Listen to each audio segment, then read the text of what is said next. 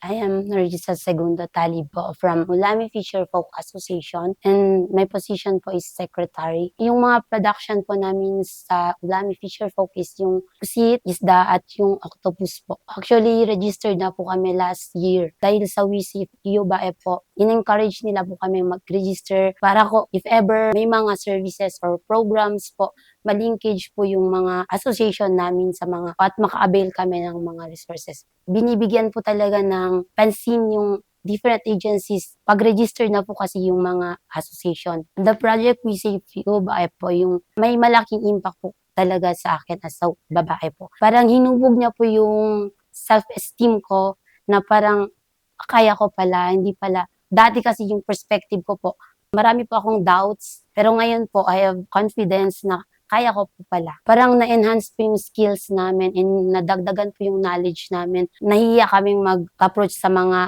programs. Pero ngayon po, nagkakaroon na kami ng priority na po kami ngayon. Kasi parang na-organize na po kasi yung organization namin. Through We Save UBAE, sila po talaga yung nag-guide, nagbigay sa amin nag-motivate sa amin para mabigyan kayo ng mga alternative na mga assistance through the knowledge from training and then capacity building po, nagkaroon kami ng knowledge through management of the quality, yung pag-organize ng mga roles and responsibilities po sa aming association. Kagaya ko po, nagbo-volunteer po ako sa aming komunidad. Nagpa-facilitate po kami ng mga food para sa distribution po. Yung mga babae na katulad ko po, magkaroon sila ng lakas ng loob na mag-participate sa mga activities and para mahubog po yung mga skills nila and madagdagan po yung knowledge nila through attending the seminars po. So We Save UBAE po, nagpapasalamat po kami.